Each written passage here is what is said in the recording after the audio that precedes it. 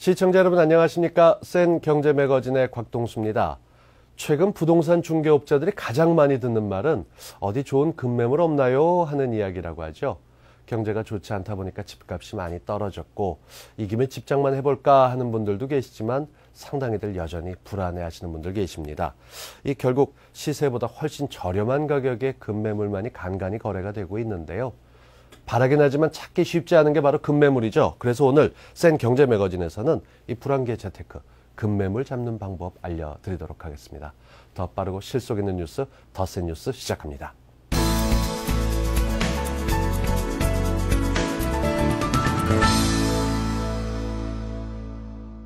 네, 불황기의 재테크, 재테크의 블루칩, 급매물 잡는 방법은 무엇이고 어떻게 하면 좋을지 지금부터 바로 알아보겠습니다. 서울경제신문 부동산부의 윤홍우 기자와 함께합니다. 어서 오십시오. 안녕하세요. 안녕하세요. 먼저 부동산 시장 분위기부터 살펴보겠습니다. 거리로 나가봤습니다. 올 하반기쯤 사면 되지 않을까라는 생각이 들어갑니다. 5억에서 6억 정도 잡는데요. 거기서 10에서 한 15% 정도 다운됐을 경우에 매입할 의향이 있습니다. 수도권 서울 쪽에다가 한 시세가 많이 떨어지면 이제 살 생각이 있습니다. 예. 집값은 장기적으로 봤을 때 오를 거라고 생각을 하거든요. 그러니까 시세에서 한 30%만 할인돼도 예전 같았으면 6억에서 한 6억 5천 선 갔던 매물들이 지금 한 4억 5천에서 5억 선 요 정도 매물들을 많이 찾고 있는데 3월, 그러니까 2월 중순부터 3월 중순까지 해서 이렇게 급매물로 나왔던 매물들은 많이 빠졌고 최근에는 이제 조금 가격이 조금 그런 매물들, 급매물들이 빠지다 보니까 최근에는 조금 가격이 오른 상태예요. 예. 네, 그러니까 전반적으로 집값이 많이 하락세긴 하지만 이 고점 대비 20-30% 떨어진 급매물 여전히 매력적이다 이런 얘기입니다. 거래가 뜸한 요즘 이런 급매물들이 가끔 나오고 있고 또 찾는 분들은 있습니까? 네, 그렇습니다. 지난해부터 아파트 거래 침체 현상이 이어지면서 집을 팔긴 팔아야 되는데 도저히 매수자를 구할 수 없는 매도자들이 간혹 아주 싼 가격에 급매물을 내놓는 일이 종종 생기고 있습니다. 주택 규모에 따라 다르지만 수천만 원에서 수억 원까지 떨어진 급매물도 간혹 거래가 된다고 하는데요. 이런 급매물을 잡으면 집값이 더 떨어져도 손해를 볼 가능성이 적은 데다 경기가 회복세로 반전하면 큰 수익을 얻을 가능성도 있습니다. 부동산 전문가들은 불황기의 재테크로는 급매물을 잡는 방법밖에는 없다고 입을 모으고 있습니다. 네, 입장을 바꿔 생각하면 집주인 입장에서는 자신이 살던 집을 급매물로 내놔야 된다는 거 이거 참 속상한 일 아니겠습니까? 웬만하면 버틸 수 있을 때만큼 버텨보자. 이게 집주인의 입장이라고 할 수 있는데 이러다 보니까 급매물이 아무리 매력적이라도 나온 걸 찾기가 쉽지 않을 것 같습니다. 네, 물론입니다. 매수자들과 매도자들 사이에서는 여전히 가격에 대한 격차가 매우 심한 상황입니다. 이 때문에 아파트 거래량도 지난해부터 크게 감소한 상태고요. 하지만 시장을 자세히 관찰해 보다 보면 급매물이 나올 수밖에 없는 구조의 지역이나 시기가 있습니다. 다주택자의 매물이 많이 나오는 지역이나 대단지 아파트가 입주하는 시기 등이 그런 예라고 볼 수 있는데요. 이런 부동산 시장의 생리를 잘 파악하면 내 집 마련에 있어서 의외로 좋은 기회를 얻을 수 있습니다. 네, 그러니까 집 여러 채 갖고 계신 분들이 많은 지역 그리고 대단지 단지가 입주하는 시기쯤에는 이런 게 나온다 이런 얘기인데 좀 구체적으로 지역을 짚어주십시오. 네, 일단 최근에 바뀐 부동산 제도와 관련해서 급매물이 나올 수밖에 없는 시장을 한번 말씀드려 보겠습니다. 최근 정부가 양도세, 중과세를 폐지하기로 하면서 다주택자들의 매물이 늘어나는 지역에 관심이 쏠리고 있는데요. 그동안 팔고 싶어도 양도세 때문에 팔지 못했던 매물들이 한꺼번에 시장에 나올 가능성이 있기 때문입니다. 최근 한 부동산 정보업체가 조사한 결과에 따르면 정부가 양도세, 중과세 폐지 방침을 밝힌 이후 서울 송파, 서초, 광진, 용산 등에서 아파트 매물이 크게 늘어났다고 하는데요.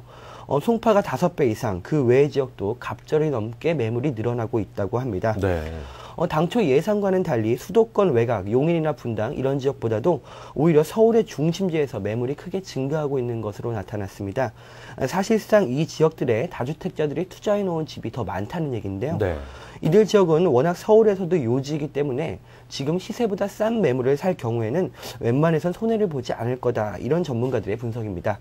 일단 한번 전문가의 의견을 들어보시죠.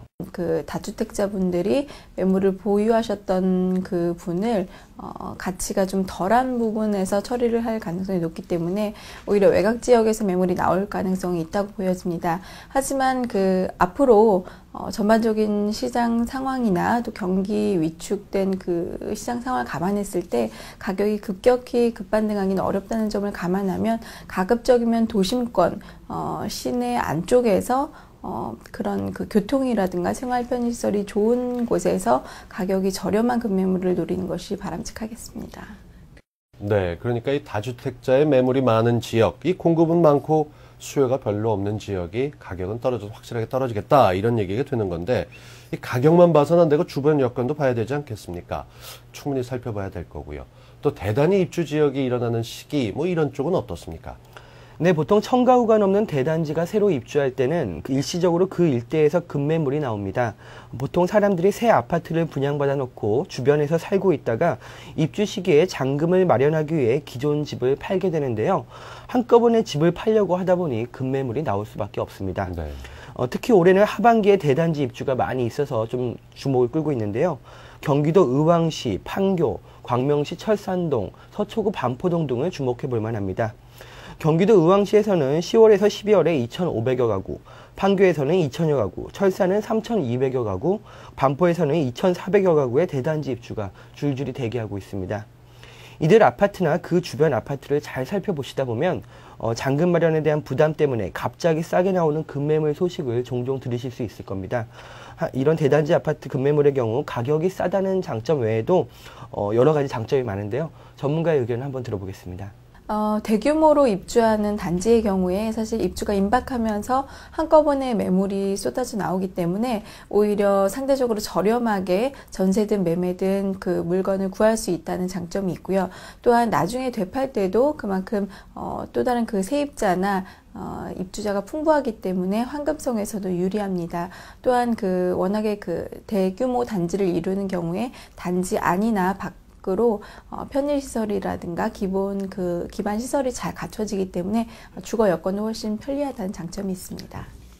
네, 그러니까 시세보다 저렴한 가격에 환금성, 주거성까지 다 좋은 지역들을 찾을 수 있다. 이게 대단지 입주 급매물이다라고 할 수 있는데 관심 있는 분들은 이 시기를 잘 찾아보셔야겠습니다. 지금 저희가 제도 때문에 바뀐 거 그리고 시기로 바뀐 얘기를 살펴봤는데 이 요즘 들어서 많이 말씀하시는 게 뉴타운 지역에서 재개발 지분도 이게 의외로 싼 값에 구할 수 있다 이런 얘기 들리던데요. 네, 좋은 정보십니다. 지난해 서울 부동산 시장 투자 1순위로 꼽혔던 뉴타운 지역의 지분도 올해 좀 매물이 쏟아지지 않겠느냐 이런 예상들이 나오고 있습니다. 이유는 정부가 최근 뉴타운 지역에서의 거래 규제를 풀었기 때문인데요. 그동안 뉴타운 지역에서 20제곱미터 이상 토지를 거래할 때는 해당 지역 지방자치단체의 허가를 받아야 했고요. 거주 목적이 아니라면 사실상 매매가 불가능했습니다. 네. 하지만 앞으로는 뉴타운 내에서도 180제곱미터 이상의 토지만 거래 신고를 하도록 변경돼서 매매 가능한 지분들이 크게 늘어나게 됐습니다. 토지거래 허가 제도가 완화된 것으로 볼 수 있죠. 그동안은 소형 지분만 거래가 이루어지다 보니 소형 지분의 가격이 3.3제곱미터당 수천만 원에 달할 정도로 비쌌는데요. 앞으로는 대형 지분도 자유롭게 거래가 가능해져서 그동안 거래되지 못했던 물건들이 올해 좀 시장에 쏟아져 나올 것으로 보입니다. 특히 최근 뉴타운 시장에서는 지난해 고점에서 무리한 대출을 일으켜 산 지분들이 부담을 이기지 못하고 시장에 계속해서 나오고 있다고 하는데요. 네. 잘 노리면 향후 4, 5년 후에 새 아파트에 입주할 수 있는 뉴타운 지분을 의외로 싼 가격에 구할 수 있는 기회가 올해 생길 수도 있을 것 같습니다. 네. 불안개 재테크의 블루칩이라고 얘기하는 급매물의 길목 이 지켜보는 게 정말 좋을 것 같습니다. 세 가지 기억나시죠? 일단 다주택자들의 매물이 증가하는 지역 그리고 대단히 입주가 일어나는 시기 거기에 뉴타운 지분까지 노려봐라 이런 얘기입니다. 올해 내 집 마련 계획을 갖고 계신 분들은 이 세 가지 참고하셔서 내 집 마련의 꿈을 꼭 이루셨으면 좋겠습니다. 서울경제신문 부동산부의 윤홍우 기자와 함께했습니다. 오늘 좋은 말씀 고맙습니다. 감사합니다.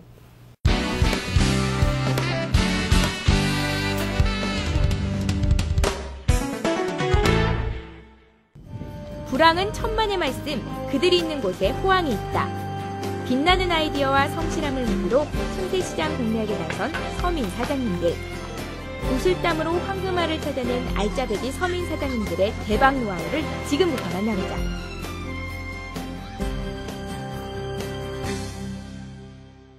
사계절 내내 향기로운 내음이 가득하다는 이곳은 조치원의 한 농장.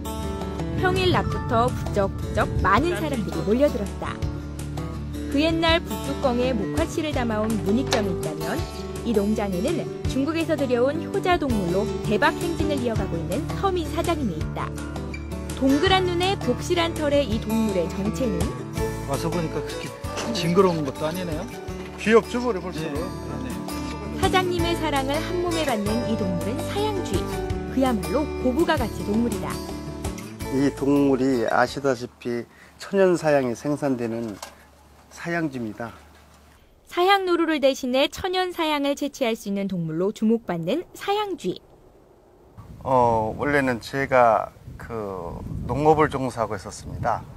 그러다 이제 한창 97년도 IMF 당하면서 앞으로 새로운 소득원을 좀 없을까 하던 중에 우연히 사양쥐라는 중요한 정보를 얻어가지고 그때부터 추진하게 됐었습니다.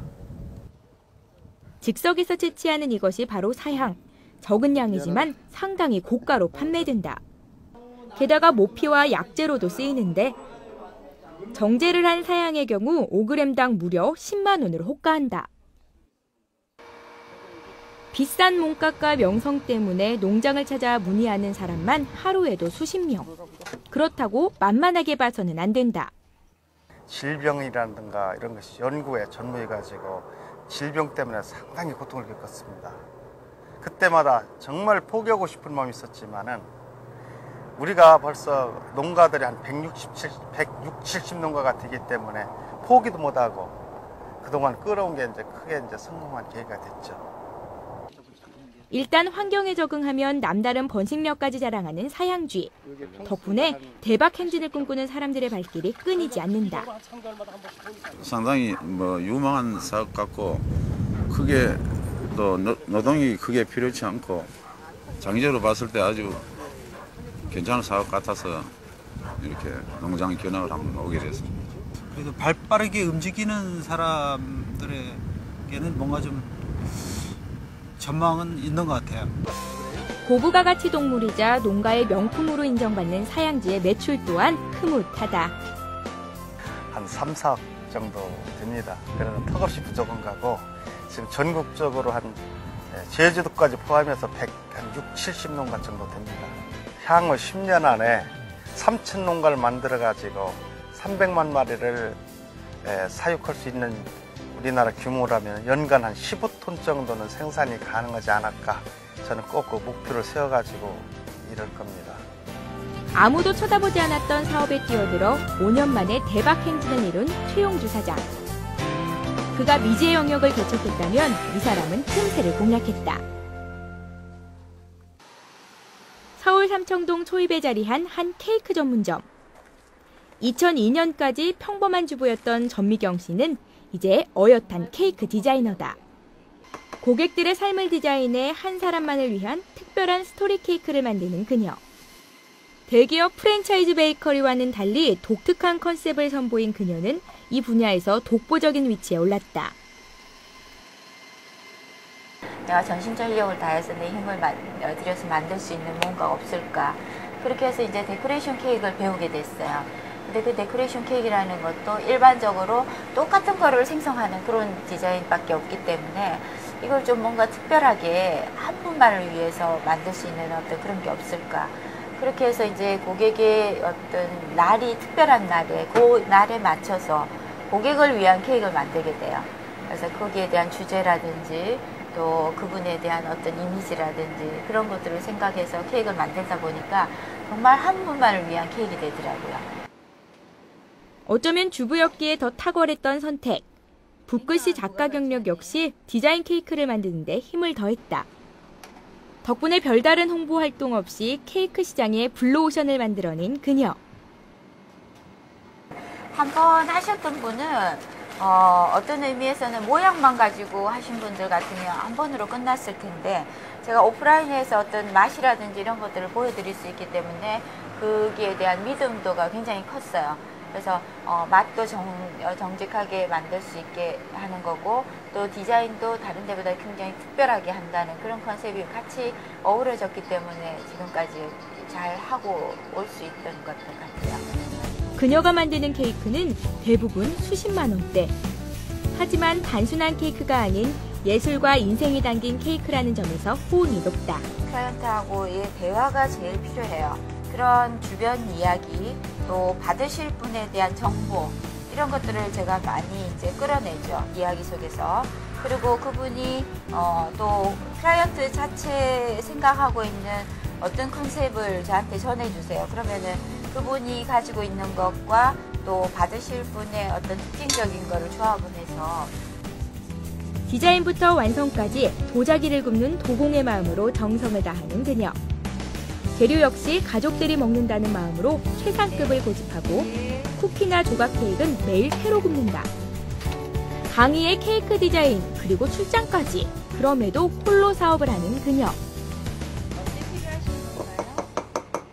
많이 생각할 수 있고 또 새로운 거를 자꾸 변화를 시킬 수 있어요. 레시피나 이런 것들을 새로운 걸 만들 때에 얘기를 하면은 그게 에너지가 빠져나가지만 혼자 하다 보면 이런 재료를 쓰면서 이걸로 다른 거를 만들어 볼 수 있겠구나 하는 생각을 굉장히 많이 하게 되거든요. 그래서 그렇게 해서 창출되거나 이런 것들이 많아요. 주말에는 디자인 케이크를, 주중에는 일반 케이크를 판매해 높은 매출을 올리고 있는 전미경 사장.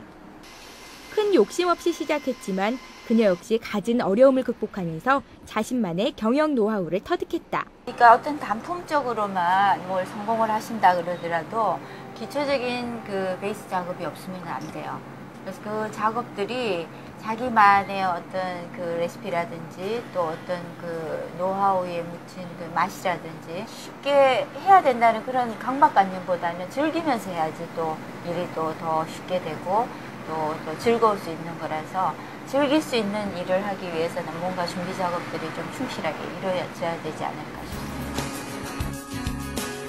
틈새를 개척해 성공은 물론 삶의 행복까지 찾은 알짜배기 서민 사장님들. 멈추지 않는 도전이 있었기에 그들의 땀은 더욱 아름답다. 고객의 니즈를 파악하고 또 시장의 흐름을 읽어서 공략한 서민 사장들. 이 틈새 시장은 그야말로 전미경 사장 말 맞다나 전체 흐름을 내다보고 창업에 도전하는 게 필요하겠다 싶은 그런 생각이 듭니다. 그런데 꼭 창업할 때 큰 돈이 들어가야 되는 건 아닙니다. 여기에 큰 돈을 들이지 않고도 성공을 거둔 그런 사람들이 있는데요. 소자본 창업으로 대박을 꿈꾸는 초보 사장들의 도전기 계속해서 보시죠. 배가 두둑하고 몸무게 90kg 이상이고 네, 알겠습니다. 제가 찾아봐 드릴게요. 독특한 전화 문의가 끊이질 않는 신길동의 한 사무실. 전화를 끊자마자 부지런히 사진을 뒤적거리는 이 사람은 일반인 출연자 섭외 전문 에이전시 엄마랑 아가랑의 강순영 대표다. 회원수 만여 명을 자랑하는 유명 카페에서 출발해 이젠 어엿하게 에이전시의 모습을 갖춘 이곳은 다양한 매력의 회원들로 가득한데 일단 카페 회원으로 가입하면 섭외 메일이 날아오고 출연에 동의한 회원이 댓글을 올리면 강순영 대표가 연락처를 넘겨준다. 이 카페가 주선하는 출연자만 한 달에 100에서 200명. 아이를 TV에 내보내고 싶어하는 엄마들이 가장 많이 찾는다. 제가 방송을 너무 좋아하다 보니까 한번 우연찮게 촬영을 한번 하게 됐었어요. 섭외 좀 해줄 수 있냐고 물어보더라고요. 그때는 카페가 30명 회원밖에 없었어요. 근데 이제 작가님 한 분이 오셔서 이렇게 섭외 얘기도 하고 그래 나 같은 엄마들이 참 많을 거야. 그러면 방송하고 싶은 사람들이 많으니까 그 사람들한테 좋은 기회를 줄 수 없을까 이런 생각이 들어가지고 제가 카페를 운영하게 되고 처음엔 취미 삼아 시작한 에이전시. 하지만 회원수가 늘어나면서 집이 아닌 작은 사무실까지 마련했다. 정직한 관리와 철저한 준비로 회원들의 만족도는 물론이고 방송사에까지 큰 인기를 누리고 있는 강순영 대표. 하는 것도 별로 없는데 소개만 좀 했다고 해서 막 30% 20% 떼는데 애들 가서 고생하고 엄마들 무지 고생하고 오는데 애들한테 돌려줘야 할 것을 회사에서 다 가져가니까 그게 정말 전 너무 싫어서 전화요금이라 생각하고 저희가 3,000원씩을 받고 있는데 엄마들이 알아서 3,000원씩 보내주고 있어요. 돈을 많이 버는 건 아니지만 카페 회원들의 호응은 물론 가족의 든든한 지원으로 운영하는 에이전시 사무실. 가끔 출연자를 대신해 촬영장에 가기도 하는 등 쉬운 일은 아니지만 만족감과 성취도는 남다르다. 한 분 한 분이 다 저에게는 소중해요. 소중해서 한 번이라도 더 촬영할 수 있도록 해주고 경험도 쌓아주고 추억도 만들 수 있도록 끊임없이 제가 노력하는 게 목표예요. 고질적인 사회 문제로 떠오른 청년 실업. 하지만 대기업 입사나 고시 공부 대신 창업을 선택한 젊은 사장도 있다. 서울 숭실대 앞에 자리 잡은 작은 유학원. 이곳의 사장은 올해 대학을 졸업한 유덕수 씨다. 취업 대신 과감하게 유학원 창업을 선택한 유덕수 사장. 제가 대학 생활을 하면서 다른 어떤 경영학 전공보다는 벤처 중소기업학을 전공을 했거든요. 그러면서 자연스럽게 창업 동아리 활동을 하면서 창업에 대한 관심을 가졌고요. 그런 관심을 갖던 와중에 미국과 필리핀에 어학연수를 가게 됐는데 거기서 우연치 않게 이 사업에 대한 매력을 많이 느꼈어요. 그래서 처음에 취업을 해야 되겠다는 생각을 가졌지만 나중에 이제 후회를 하지 않기 위해서 이 창업 쪽에 도전을 하게 됐습니다. 학생이었지만 학교가 지원하는 벤처지원센터의 도움을 받고 나름의 노하우로 패기 있게 시작한 유학원 사업. 유학업은 소자본 창업이 가능하다는 점도 큰 매력이었다. 하지만 시행착오 역시 만만치 않았다. 20대 대학생 사장이었기엔 힘겹기만 한 신뢰와 믿음.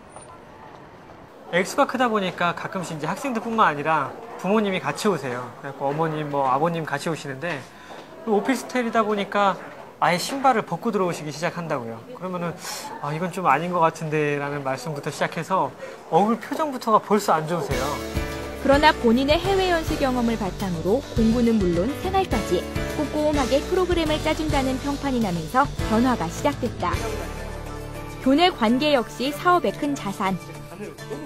그냥 단지 그 어학원의 특징이라든가 소개를 중점적으로 했는데 여기 같은 경우에는 제가 어떻게 영어 공부를 시작해야 하고 어학연수를 가야 되는지 그런 걸 세세하게 말씀해 주시고요. 젊으시기 때문에 저희 학생 입장에서 더 많이 고려해 주셔서 상담을 해 주시는 것 같아요. 혼자 운영하는 사업이지만 창업 2년 만에 번듯한 사업체로 성장한 유학원. 한 발 한 발 내딛던 초보 유학원은 현재 모교 앞에 번듯한 사무실을 갖추고 7개국의 학생들을 보내고 있다. 취업 대신에 창업 이런 게 아니라면 대신에 좋은 기회를 발견한 거라면 또 한편으론 과감하게 도전해 볼 수도 있다고 생각을 해요. 대신 굉장히 철저하게 준비해야 될 것. 좀 더 준비를 많이 해서 성공할 수 있는 모델들이 좀 많이 나와줬으면 좋겠어요. 취업뿐만 아니라 여러 가지 길이 있다는 걸 한번 봐줬으면 좋겠습니다. 돈 모이고 사람 모이는 곳이 아닌 가장 척박한 곳에서 시작해 자신만의 노하우로 성공을 거둔 알짜배기 서민 사장님들. 불황 속 틈새 시장을 뚫은 빛나는 아이디어와 성실함으로 불황을 극복하는 이들이야말로 2009년 대한민국이 원하는 신지식인의 모습이 아닐까?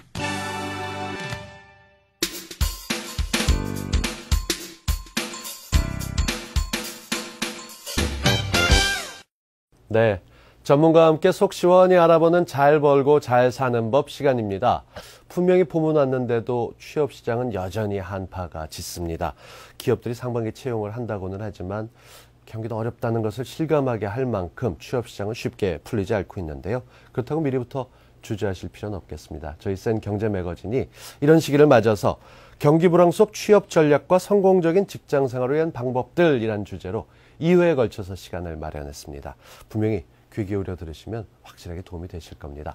오늘 도움 말씀 주실 취업 백전백승 노하우 잠매치의 김성욱 대표 만나뵙습니다. 어서 오십시오. 예, 안녕하십니까. 어르신들은 이렇게 말씀하시기도 합니다. 눈이 너무 높은 거 아니냐, 눈높이를 좀 낮춰라 하지만 막상 눈높이를 낮춰도 갈 데는 많지 않습니다. 그렇다면 이런 취업 시장의 한파 어떻게 돌파구를 찾을 수 있을까요? 예, 아무리 경제가 어려워도 일할 사람은 꼭 필요한 부분입니다. 그렇죠. 그렇다고 취업이 어렵다고 겁내지 말고 오히려 자신감을 가지고 나는 취업할 수 있다라는 긍정적인 자신감을 가지는 게 상당히 중요한 부분인데요. 제가 저번 주 금요일이랑 일요일 날 강릉대랑 충남대 취업특강을 다녀왔었습니다. 네. 학생들한테 한번 물어보고 싶었었습니다. 두 가지를 물어봤는데 하나는 취업하려는 이유가 뭐냐, 그리고 취업하려는 이유가 뭐냐, 그리고 그 내가 하고 싶은 일이 무엇이냐 물어봤었는데, 내가 하고 싶은 일이 무엇이냐 물어봤더니 상당히 우물쭈물했었고요. 네. 그리고 취업하려는 이유가 뭐냐, 그 직장을 잡으려는 이유가 뭐냐 물어봤더니 모든 학생들이 거의 돈을 벌기 위해서 아하. 취업을 하려고 하고 있다라는 얘기를 하더라고요. 그래서 저는 그러면 얼마를 벌고 싶냐, 5억, 10억 벌면은 회사 퇴사할 거냐 제가 물어봤었죠. 예. 근데 학생들이 지금 문제는 무엇이냐면, 돈을 많이 받게 되면 단지 나는 회사에 관계없이 아무데나 취업을 하겠다라는 그런 문제점을 제가 많이 느꼈었던 부분이 있었습니다. 네. 물론 뭐 취업을 하려는 게 돈을 벌기 위해서 취업하려는 부분은 많은데, 일단 장기적으로 근무를 하고 싶다 그러면 본인이 왜 취업을 하려는지 그런 목적의식을 갖고 취업을 준비하는 게 상당히 중요한 부분입니다. 직장인들을 보면, 중도 퇴사하는 직장인들을 보게 되면 두 가지 이유의 퇴사를 많이 하고 있습니다. 하나는 네. 뭐냐면 자기 개발을 하지 않아가지고 본인이 나중에 구조조정 당하는 경우가 있었고요. 두 번째, 본인이 열심히 일을 합니다. 장기간 일을 하다가 갑자기 내가 왜 직장 생활을 해야 되지? 내가 왜 이렇게 돈을 벌어야 되지? 매너리즘에 빠지다 보니까 자영업으로 빠지시는 분들이 상당히 많았습니다. 예. 뭐 지금 제가 이렇게 드리는 얘기가 취업하기도 힘든데 무슨 경력 관리까지 얘기를 하느냐 이런 얘기를 하시겠지만, 아까 말씀드린 내가 왜 취업을 하려고 하는지, 그리고 내가 희망하는 이 일이 어떤 건지 두 가지를 준비한 상태에서 내가 희망하는 기업을 찾고 그 희망하는 기업의 구인 조건에 맞춰서 준비를 하게 되면 취업은 진짜 어렵지가 않습니다. 중요한 건 뭐냐면 내가 얼마만큼 내가 가고 싶은 회사를 갈 수 있는지가 중요한 부분이라고 생각을 할 수 있습니다. 네, 맞습니다. 지금 김성욱 대표 말씀하셨다시피, 그죠? 돈만 쫓아서 수입을 올리기 위해서 간다고 하게 되면은 이 직장 생활이 어려울 수밖에 없을 거다라는 생각이 듭니다. 어디가 됐건 정신적인 무장이 중요하겠다 싶은 생각이 드는데, 무엇보다 이 대표께서는 10년간 10,000회 넘게 취업 희망자들을 면접을 보셨잖아요.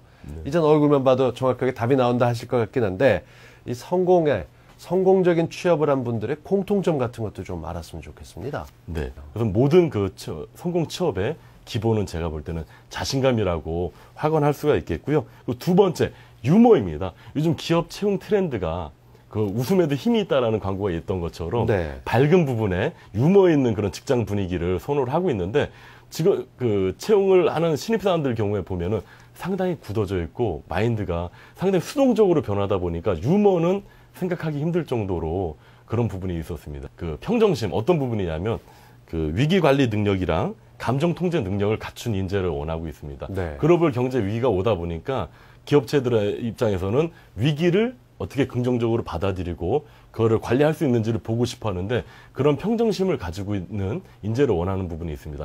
그 보스턴 대학교에서 한번 실험을 했었습니다.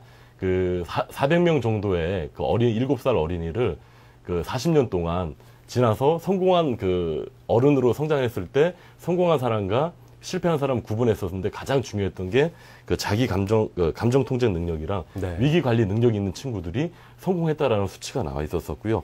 그리고 나서 이제 그런 능력이 있는 다음에 이제 바로 실력, 그 스펙이 필요한 부분인데, 그 소위 말하는 스펙인데, 이번에 그 현대자동차 그룹의 그 현대모비스라는 회사에서 채용을 했었을 때 지방대 출신의 토익 700점에 그 비학점 정도의 학생이 합격을 많이 했었습니다. 네. 이유가 뭐냐면 그 인사 담당자가 말하기를 왜 이런 친구들을, 이 학생들을 뽑았냐고 물어봤더니 요즘 되게 위기다.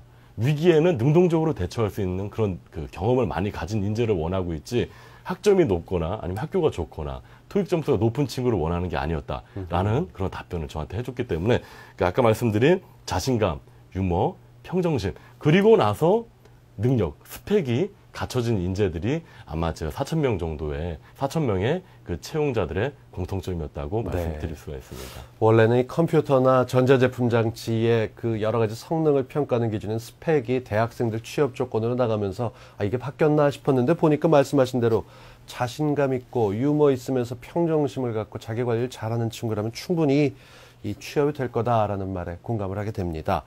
그런데요, 일단 이렇게 마음가짐과 여러 가지 기본적인 태도가 돼 있다고 하더라도 서류 역시 소홀할 수는 없을 것 같은데, 이 입사 지원서 작성이 의외로 많은 분들이 벽에 부딪히는 부분입니다. 이거 경력 단순하게 적어놓는 것만은 아니죠?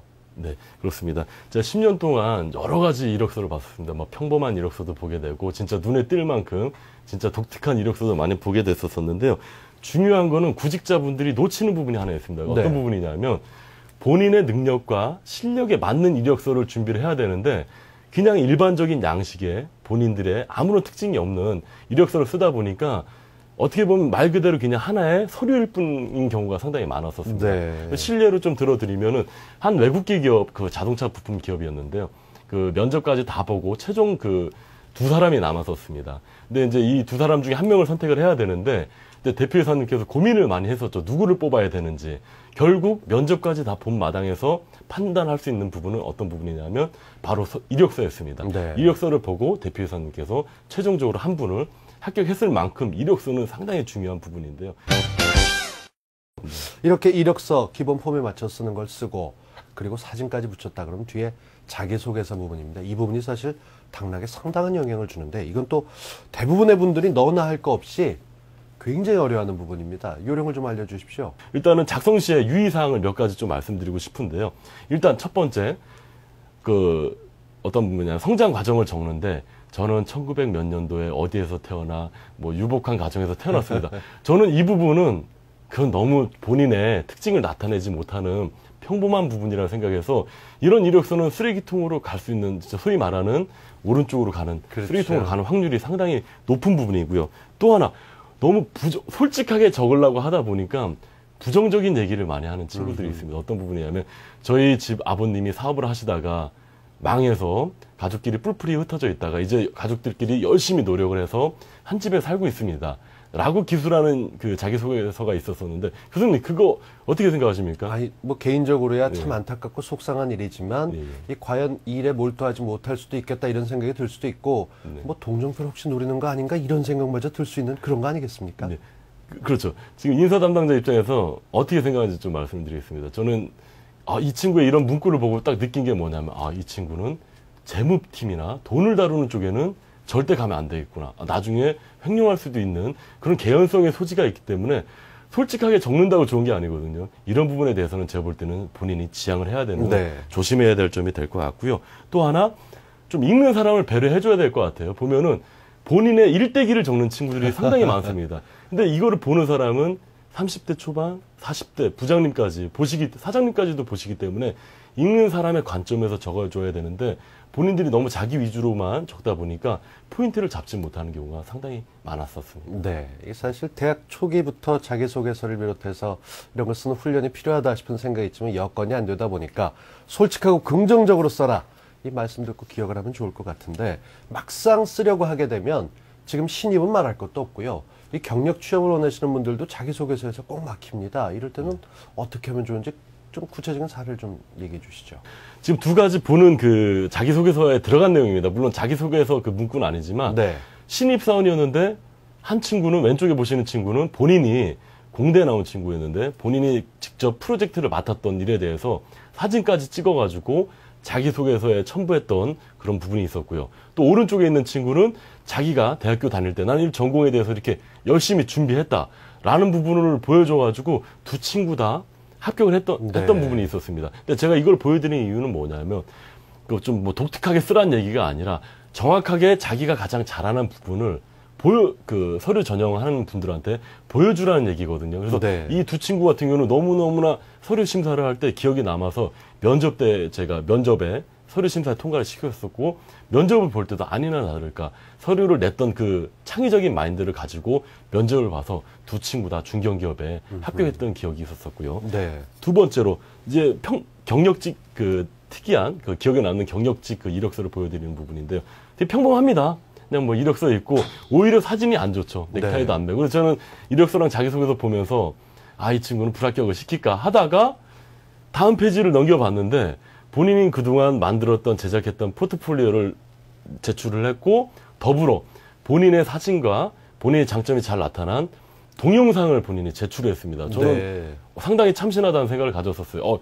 서류에 비해서 이 친구는 실력을 많이 갖추고 있는 친구구나 생각을 해가지고 면접 때 제가 이제 채용을 했었었는데 이 친구 같은 경우는 제가 직업전문학교에서 추천을 받았던 친구였습니다. 보면은 경력도 대학교 중퇴였고 그 직업훈련원 와가지고 본인이 열심히 노력해서 이 친구가 어디에 있었냐면 외국계 기업에 대리급 연봉도 상당히 많이 받고 본인이 이직을 하게 된 아주 좋은 사례가 아니었나, 아주 기억에 남는 그런 친구였었습니다. 네.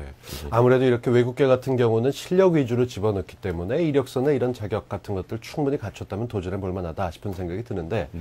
말씀을 듣다 보니까 내가 왜 이 회사에 도전을 하는지 정말 정확한 생각을 갖고, 그리고 최선을 다해서 노력을 해야 되고, 거기에 맞춰서 이력서와 여러 가지 사항들을 정리해야 된다는 거. 아마 다시 한번 알고 계신 내용이지만 되짚으신 분들도 계셨을 거라 생각합니다. 그럼 이제 남은 거는 어떻게 직장 생활을 해가면서 면접을 잘 봐서 붙을 수 있느냐, 이런 거고요. 직장에서 원활히 살아남는 걸 배워야 될 텐데, 오늘 여기까지 첫 시간이니까 듣겠습니다. 지금까지 짬매치의 김성욱 대표께서 좋은 말씀 해주셨습니다. 고맙습니다. 예, 감사합니다.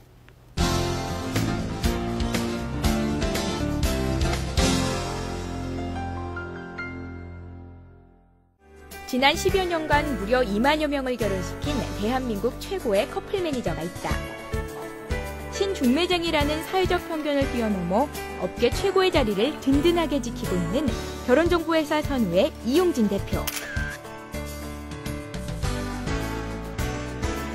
대한민국을 넘어 전 세계를 하나로 연결하는 거대 온라인 프로젝트를 개발해 글로벌 결혼정보회사로 성큼 나아가고 있는데, 10년이 넘는 세월 동안 업계 최고의 자리를 지키고 있는 이용진 대표의 성공 비결을 퍼스트클래스가 함께합니다.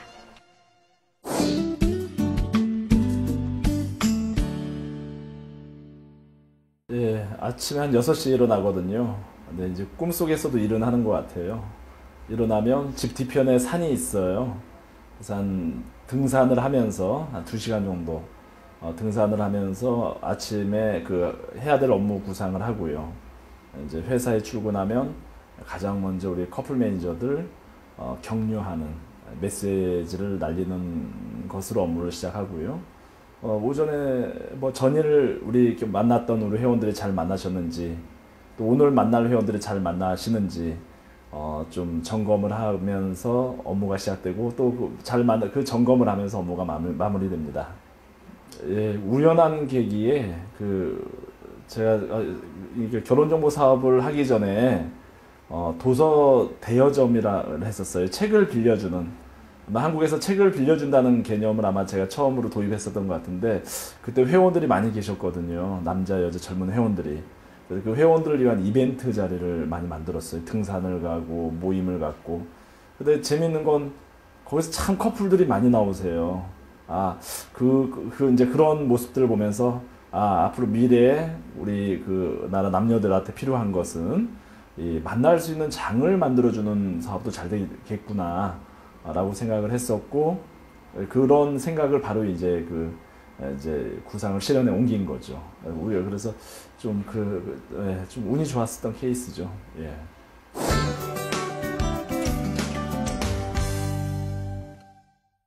집에서 부모님들이 인정 안 했고요. 왜 이상한 사업 한다. 왜냐하면 당시만 해도 이 만남을 주선하면 좀 음성화 됐었어요. 굉장히 좀 이미지도 안 좋았고. 그러니까 친구나 아는 사람들 만나도 천하의 이용진이 왜 그 일을 하냐. 집에 부모님도 또 진짜 왜 이러냐. 진짜 굉장히 안 좋았었는데, 요즘에 식사하면 어떻게 그렇게 시대가 앞서가는 일을 하냐고. 한 18년 만에 좀 상황은 바뀌었습니다. 결혼정보 사업을 91년도에 시작해가지고 좀 알만하니까 한 97, 8년 됐어요. 알만하니까 이제 이 원시적인 사업이에요. 주먹구구식으로 하는. 근데 이제 조그만 직원 수 서너 명 미만, 회원 한 200~300명 미만을 관리하는 거는 이제 그 수준에서 할 수 있는데, 회원이 몇천 명 이상 늘어나고, 이제 우리 직원 수도 뭐 50명 이상 늘어나는 상황이 되면서, 이 IT와 데이터베이스를 체계화하는 그런 필요가 느껴졌어요. 그래서 연구소를 설립하고, 굉장히 고생을 많이 했습니다. 98년도 이후에 한 10년 걸려서, 최근 걸려서 이제 그 시스템이 완성되고, 돈도 한 100억대 이상 사용이 되고 했는데, 그런 과정에서 나온 성과물이 이 특허 매칭 시스템이에요. 4개의 특허를 땄습니다. 남녀가 만날 수 있는 4가지 원리가 있거든요. 이 4가지 원리에 각각의 하나씩 특허를 받은 거죠.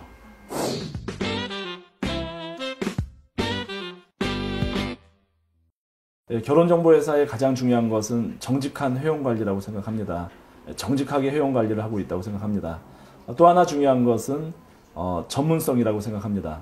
저희 선후의 커플 매니저들은 장인 정신으로 똘똘 뭉쳐가지고요. 가입하는 회원들을 정말 제대로 관리합니다. 그리고 우리 커플 매니저들이 제대로 된 회원 관리를 할 수 있도록 이 매칭 시스템이 매칭 인프라가 아주 국내뿐 아니라 전 세계에서 가장 잘 갖춰진 회사가 바로 또 저희 선후라고 생각합니다. 네, 이런 차별화가 있습니다. 아직은 경영 철학이 있을 만큼 연륜이 부족하다고 생각합니다. 그럼에도 불구하고 항상 제가 잊지 않는 거 회사를 운영하면서요. 저희 어머니께서 항상 저한테 당부하시기를 너는 정말 직원들한테 사랑받고 존경받는 사장이 돼야 된다. 그 말을 잊지 않으면서 회사 운영하고 있다고 생각합니다. 그리고 우리 그 선후라는 회사가 고객 관리를 하는 회사니까요.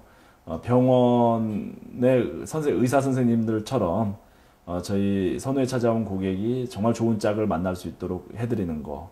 음식점의 어떤 서비스 정신. 종교단체는 광고를 하지 않더라도 신도수가 늘어나지 않습니까? 광고를 하지 않더라도 회원이 늘어날 수 있도록 하는 것. 이게 저희의 어떤 경영 이념이고 방향이라면 방향이라고 말할 수 있겠습니다.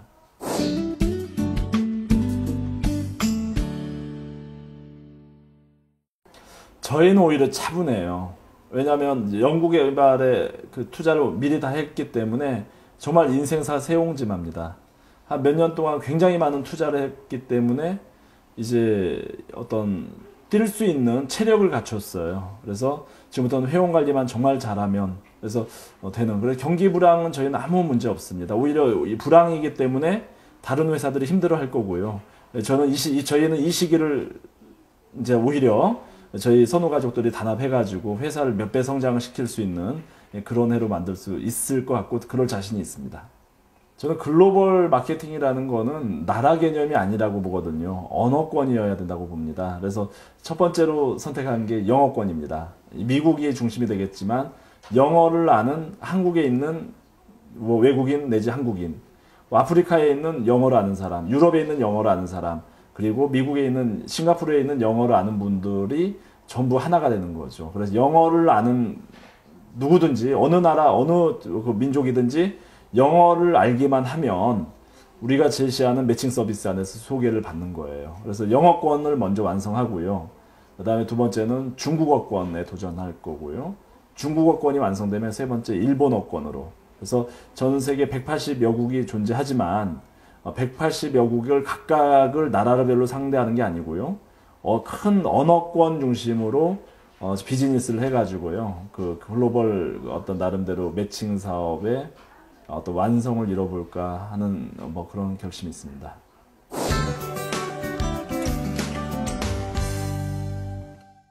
네, 지난 19년 동안 열심히 일해왔고요. 비로소 결혼정보회사를 제대로 운영할 수 있는 기반을 만들어냈다고 생각합니다.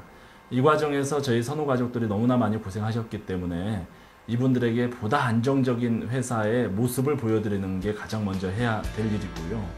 고객들께는 보다 질 좋은 서비스, 좀 더 품위 있는 서비스를 제공할 수 있는 그런 기반도 만들고요. 그래서 세계적인 결혼정보회사로 성장하는데 그 출발점이 되는 그런 2009년이 되게 하려고 합니다.